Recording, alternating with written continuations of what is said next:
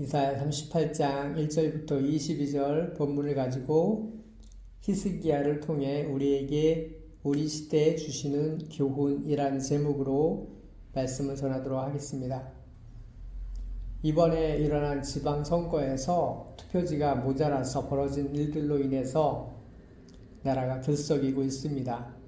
이 일로 인해서 여러 가지 생각이 들었는데, 그러면서 한 가지 생각하는 것은 그동안 교회가 정치에 대해서 너무나 조심스러워하면서 정작 해야 될 말들을 너무 아끼지 않았나라는 생각이 들었습니다.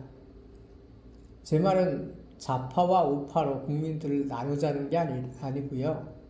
성경적인 원리로서 정치가 어떤 것인지에 관해서 이야기를 했어야 했다라는 생각이 들었습니다. 이런 부분들을 말하는 것이, 이런 부분들을 알도록 해서 성도들이 성경이 무엇이 성경적인 개념인지에 대해서 알 수 있도록 일깨우는 그런 교육이 부족했다라는 생각을 하게 되었습니다. 사실 보수적인 정당이나 약간 급진적인 정당이나 모두 사람이 만든 조직이기 때문에 부족함이 있는 것은 사실이에요. 세상 그 어디에도 완벽한 정치적인 그런 정당은 없습니다. 가장 중요한 것은 인간이 죄인이기 때문에 늘 항상 개혁하지 아니하면 사람은 타락할 수밖에 없는 그런 존재라는 것이죠. 하나님을 두려워하지 아니하면 인생이라는 존재가 한없이 교만해질 수 있다는 것입니다. 그러므로 사람이 만든 정치적인 정당을 믿을 수는 없는 것이죠. 보수적인 정당이든 급진적인 정당이든 모두가 마찬가지이고, 국민이 감시하고 국민이 신경을 쓰지 아니하면 인간은 하나님 없이 타락한다는 것입니다. 이런 교훈을 이번 사건을 통해서 얻을 수 있었던 것 같습니다. 오늘 본문은 히스기야가 병들어 죽게 되었다고 말하고 있는데요. 그때 아모스의 아들 선지자 이사야가 그에게 나아가서 당신은 죽고 살지 못할 것입니다 라고 이렇게 말을 합니다. 그때 히스기야는 큰 충격을 받았습니다. 그리고 곧바로 얼굴을 벽으로 향하고 하나님께 기도했다라고 성경은 말하고 있습니다. 여기서 얼굴을 벽으로 향했다는 것은 오직 하나님만을 바라보았다는 것이지요. 세상에 있는 다른 것들을 뒤로하고 오직 하나님만을 구하는 태도로 하나님께 나아갔다는 것이죠. 그것을 성경은 얼굴을 벽으로 향했다라고 그런 표현으로 묘사하고 있습니다. 그렇게 하나님을 향해서 지금까지 하나님 앞에서 자신이 최선을 다해서 주님을 섬긴 것을 기억해 주십시오, 이렇게 탄원하고 있어요. 그러면서 통곡했다라고 말합니다. 그렇게 히스기야가 진심을 다해서 하나님께 간구하였을 때 하나님께서 이사야를 통해서 말씀하시는데, 내가 너의 기도를 들었고 너의 눈물을 보았다 라고 말씀하십니다. 그렇게 해서 수명을 15년 연장할 것이다. 그리고 이 백성들, 이 성을 아수르로부터 구해줄 것이다 라고 또 말씀하십니다.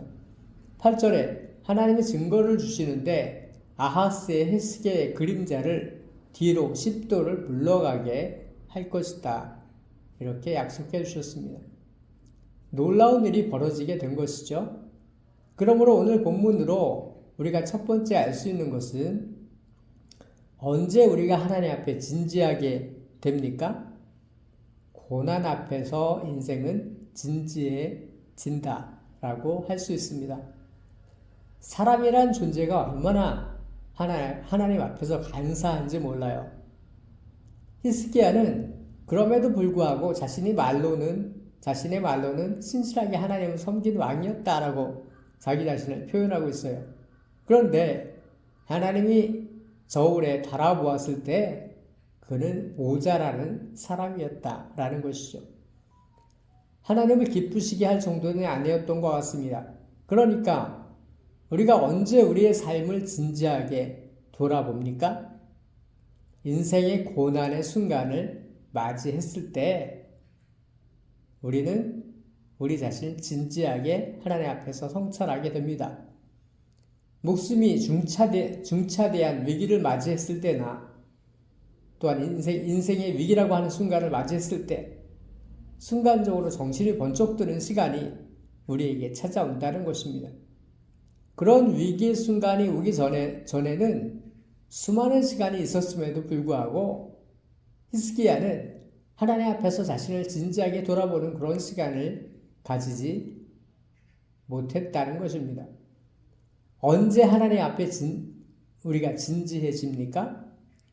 목숨이 걸린 문제가 발생했을 때, 가장 소중한 사람이 병에 걸리거나 아들, 딸들에게 큰 문제가 생겼거나 또한 부모님이나 남편이나 아내가 아프거나 이런 일들이 우리에게 일어났을 때, 사업이 망해서 부도가 나게 생겼을 때, 급박한 일이 생겼을 때 우리는 비로소 우리가 무엇을 잘못했는가, 그때서야 비로소 자신을 진지하게 돌아보고 하나님 앞에 성찰하는 시간을 가지게 된다는 것이죠.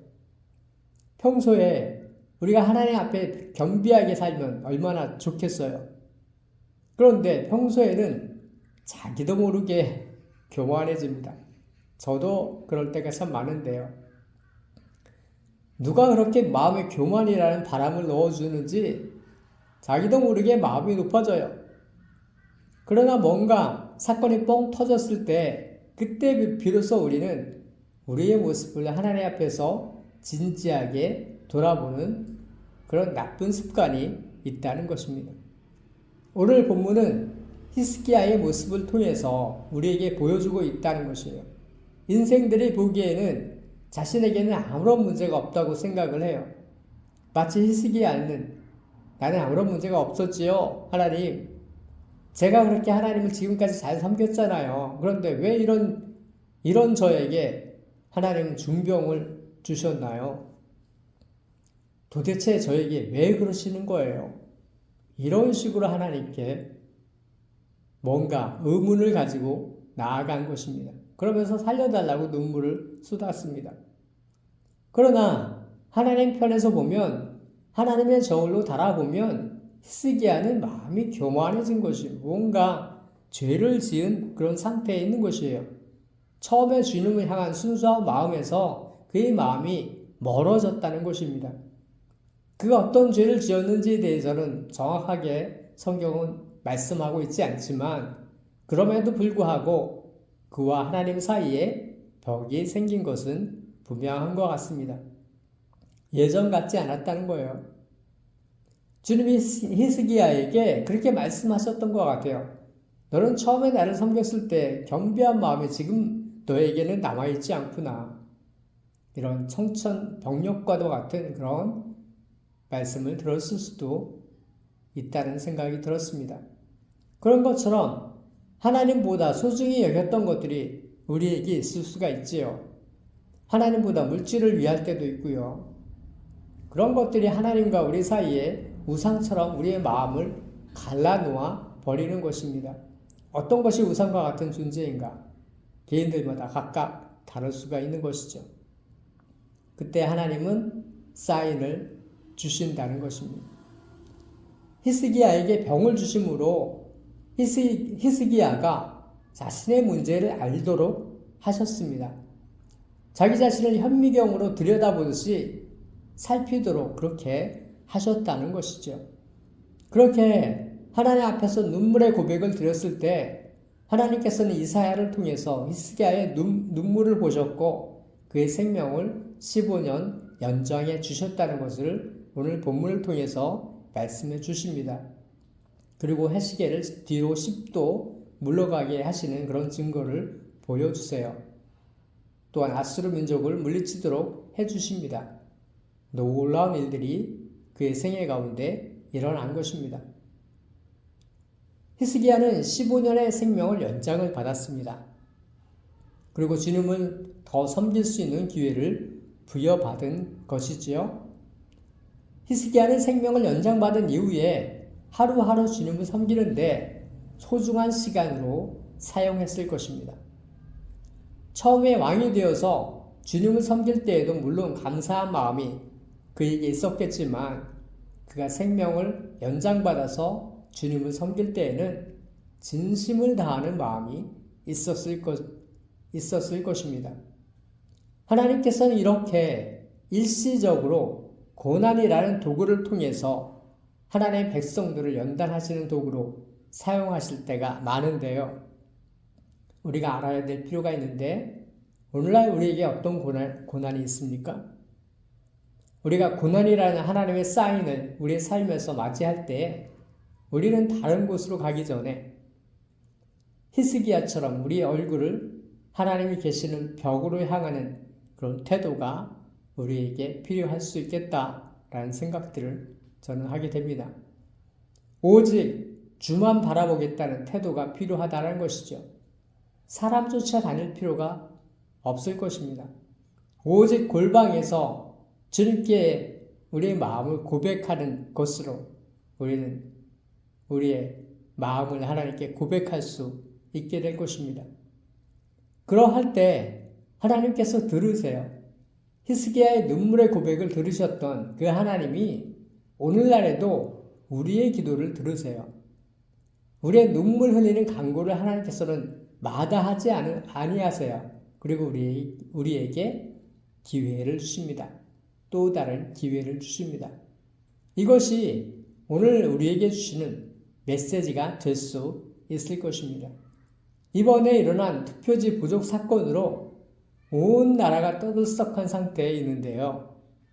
어떤 이들은 나라의 위기라고 말하기도 합니다. 또한 어떤 이들은 선거의 무결성이 훼손되었다, 부정이 있었다라고 말을 합니다. 그러나 중요한 것은 이 사건이 우리나라와 이 시대의 교회에게 또한 성도들에게 주시는 메시지가 있을 수 있다라고 우리는 생각해 보아야 합니다. 히스기야에게 주셨던 질병과 같은 그런 사인일 수도 있겠다라는 생각들을 저는 하게 되었습니다. 그리스도인들로 하여금 우리가 하나님보다 물질을 섬겼습니다. 이런 사실을 알도록 하는 그런 주님의 사인일 수 있고 우리가 하나님보다 우리 자신을 더 사랑했습니다. 라는 그런 사인일 수도 있고요. 우리가 하나님보다 세상 문화에 빠져서 살았습니다.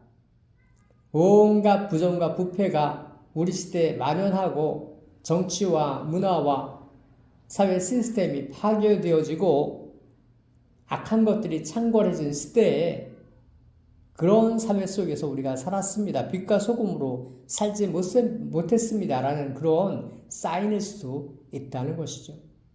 주님이 오늘을 사는 그리스도인들과 교회에 주시는 그런 사인일 수 있다는 사실입니다. 하나님의 말씀을 버린 교회에 대한 경고의 메시지일 수도 있다라는 것입니다. 이러할 때 성도들과 교회는 어떻게 해야 되겠습니까? 우리의 얼굴을 벽으로 향하고 주님께 나아가야 할 그런 시간이 우리에게 필요하다는 것이지요. 누구의 잘잘못을 따지는 것이 필요할 수 있지만 그것보다 먼저 우선이 되어야 할 것은 우리가 하나님의 백성으로서 우리가 어디에 있었는가? 나는 정말 어디에 있었는가? 정작 우리가 있어야 할 곳에 있었는가? 부끄럽지 아니한 하루하루를 하나님 앞에서 살았는가? 우리의 권리를 행사를 올바로 했는가? 이러한 성찰의 시간이 우리에게 필요할 수 있다는 것입니다. 그리고 그 이후에 주님은 우리에게 새로운 약속을 주십니다. 우리가 하나님께 철저하게 회개하고 눈물의 고백을 했을 때 하나님께서는 우리에게 새로운 약속을 주십니다. 또다시 주님을 섬길 수 있는 그런 기회를 주신다는 것이죠. 오늘 본문은 그것을 우리에게 말씀하고 있어요. 정직하게 눈물을 흘리면서 주님께 나아가는 하나님의 백성들의 간구를 하나님께서는 절대로 외면하지 아니하신다는 사실을 오늘 본문은 우리에게 분명하게 말씀해 주고 있다는 것입니다. 무슨 말씀을 하시는 거예요? 다시 돌려서 말하면 너는 아직 이루어야 할 사명이 있다라고 말씀해 주시는 거예요. 이 말씀을 히스기야에게 하시는 것입니다. 너 지금 생명 마치지 않아. 내가 해야 될 일이 아직 남아있어. 주님을 위해서 섬겨야 될 그런 시간이 너의 인생 가운데 남아있어. 라고 주님께서 그렇게 말씀해 주시는 거예요. 이런 메시지를 우리에게 주실 수 있다는 것입니다. 그런데 뭐가 우선입니까? 우리의 얼굴을 주님께 향하고 우리 교만을, 우리 죄악을 주님께 자백하고 주의 얼굴을 구하는 것이 우선이라는 것입니다. 저는 이 나라 국민을 그리고 성도들을 좌파와 우파로 구분하고 나누고자 함이 아니에요. 그보다 중요한 것은 무엇이 더 성경적인 관점인가? 성경은 우리에게 무엇을 말하고 있는가?